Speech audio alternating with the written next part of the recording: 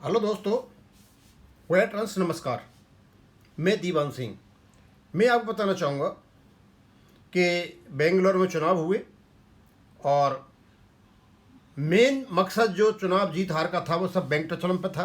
वेंकटाचलम जी जीत गए और इस जीत के मायने क्या हैं और जिन जिन लोगों ने वेंकटाचलम को जितवाया, जिस डेलीगेट्स ने अपने ही प्रदेश में जाकर के, अपने ही बैंकों में जाकर के क्या जवाब देंगे अपने आदमियों को?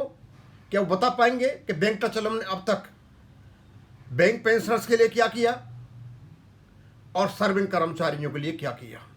और जिस प्रकार की जो अफरा तफरी आजकल बैंकों में मची हुई है वो इसी व्यक्ति की देन है। तो पहला ही तोहफा मैं वेंकटाचलम जी को भेज रहा हूं, जिसकी वजह से इन्होंने बैंक पेंशनरों की दुर्दशा की, 3 लाख लोगों को मारा, ये कहते हुए कि पैसा कहाँ से आएगा, पैसा कहाँ से आएगा। और इसका जवाब वो लोग भी दें, जो डेलीगेट्स भी दें, जो लोग इसको निकाल करके और चुनवा करके लाए हैं, क्योंकि हम इनको छोड़ेंगे तो नहीं। जीते हुए आपको बहुत बहुत धन्यवाद। जीत जीती होती है, लेकिन आखिरकार जीत किस बात की है? ऐसा क्या काम किया जिससे ये जीत का खुशी मनाने के लिए खुश हैं? सिवाय और सिवाय मिनी उद्योगपति का कुछ भी नहीं किया। अब आज हम पूछेंगे उनसे, और ये एक प्रकार का ये हथियार है पीआर मेहता जी को। मेहता जी, आप इनसे पूछिए, आप वहाँ से अलग हो गए हो, कि भाई आप बैंक पेंशन अपडेशन का जो रेगुलेशन है आपने उसको लागू क्यों नहीं कराया?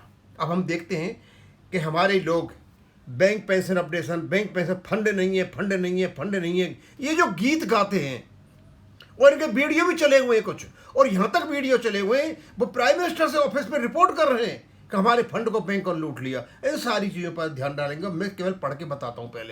पहला बात, बैंक पेंशन अपडेशन एवं फंड की कमी सिद्धांत एक कानूनी सारांश। कानूनी आधार, राष्ट्रीयकृत बैंकों के लिए बैंक कंपनियां उपक्रम अधिकार अंतरण अधिनियम 1970 की धारा 19(2)(f) बैंकों को कर्मचारियों के हित में सुपरएन्युएशन, पेंशन और प्रोविडेंट फंड तथा अन्य लाभकारी निधियों की स्थापना और आरक्षण हेतु विनिमय बनाने का अधिकार देती है। इसी सक्षम प्रावधान के अंतर्गत बैंक कर्मचारी पेंशन विनिमय 1995 आपका BPR बनाए गए। विनिमय 5 से 13 पार्ट 3 में पेंशन फंड की स्थापना, उसके संचालन, अंशदान की व्यवस्था का उल्लेख है, परंतु कहीं भी यह नहीं कहा गया है कि भविष्य में पेंशन अद्यतन अपडेशन होने पर यदि फंड में कमी हो तो उसकी भरपाई कर्मचारियों या पेंशनरों द्वारा की जाएगी। तो सबसे पहले तो मुझे सारे डेलीगेट्स जो इस व्यक्ति को चुना करके लाए, हमें ये बताएं कि 2010 में हमारे ही कर्मचारियों को और बैंक के लोगों को लूटा गया, ये कहते हुए कॉस्ट ऑफ पेंशन के नाम पर, तो बताएं कि भैया ये वेंकटाचलम ने क्यों लुटवाया। और ये लूट के बावजूद भी यदि आप इसी आदमी को चुनते हो तो भाई आपका तो कुछ कहना ही नहीं है। उसके बाद, क्या अधिनियम 1970 और BPR 1995 में फंड की कमी का कोई सिद्धांत है? नहीं, कोई सिद्धांत नहीं है।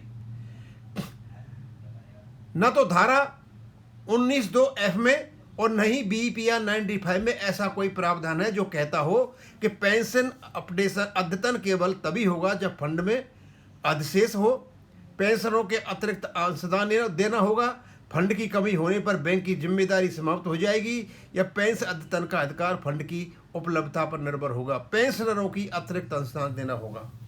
भैया 2010 में क्यों लूटा गया? हम अकेले वेंकटाचलम से नहीं पूछ रहे, हम सब लोगों से पूछ रहे जो इसको दोबारा लेकर के आए हुए। अतः फंड की कमी तर्क कानूनी प्रावधान नहीं बल्कि एक प्रशासनिक या वित्तीय दर्शाता है, यानी एक प्रशासनिक ये मैटर है, न कि ये कानूनी रूप से ये सही नहीं है। नेक्स्ट, क्या पेंशनरों को ट्रस्ट पेंशन फंड के कारणों में हस्तक्षेप करने का अधिकार है क्योंकि उन्होंने CF को छोड़ा था? बिल्कुल नहीं। हमारे सारे पेंशनर सुबह से लेकर शाम तक पेंशन फंड को क्या नाम है, अब PNB खा गया और प्राइम मिनिस्टर को पत्र लिख रहे हैं और पता नहीं क्या क्या नाटकबाजी कर रखी है। और एक और था, कोई बैंक ऑफ बड़ौदा का बेंगलोर से कोई क्या वकील साहब लिखते हैं कि पेंशन फंड में हमारा एक प्रतिनिधि होना चाहिए। ये हमारे ही लोगों ने जो अपने को बहुत ज़्यादा चतुर समझते थे, ये उनके किए हुए कुकर्म है। ये जब आपने सीपीएफ के बदले पेंशन ले लिए तो आपने सारे अधिकार छोड़ दिए हैं। आपको बैंक कैसे पेंशन देगी वो उनका काम है। भैया पेंशन फंड में आपके हस्तक्षेप की क्या जरूरत है, कितना पेंशन फंड है कितना नहीं है, और यही कहानी सुप्रीम कोर्ट में गाई गई थी।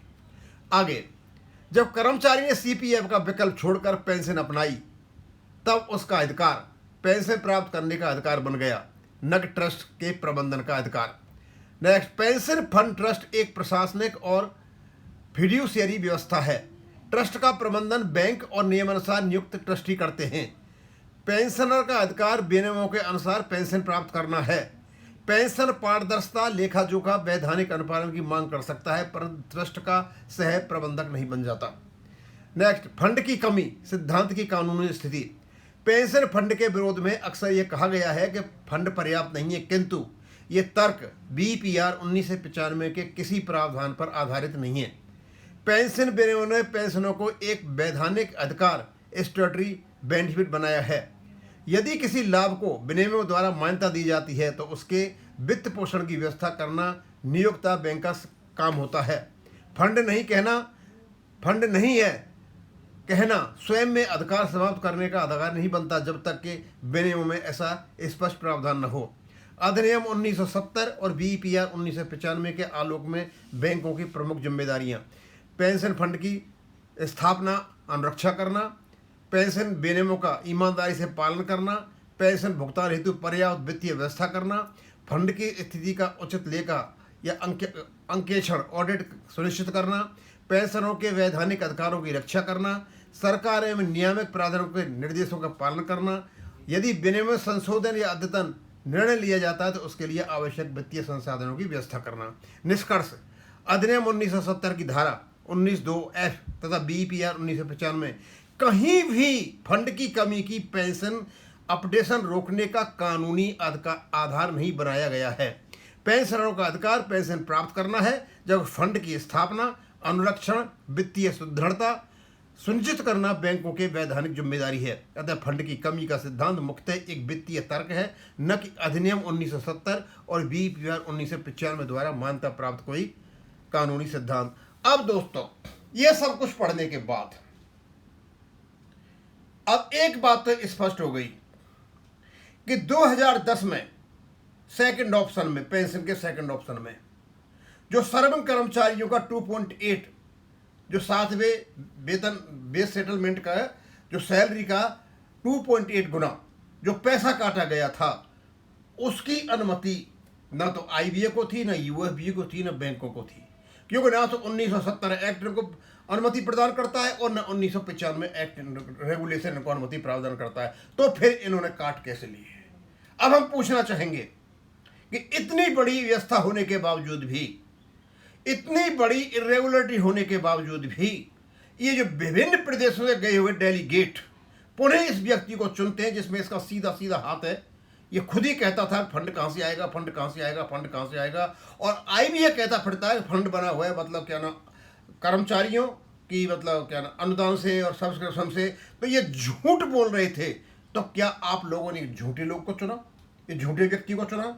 तो क्या आप इसमें कोई गड़बड़ी हुई? क्या आप में मतलब कोई अपना कोई नैतिक जिम्मेदारी नहीं थी तुम्हारी?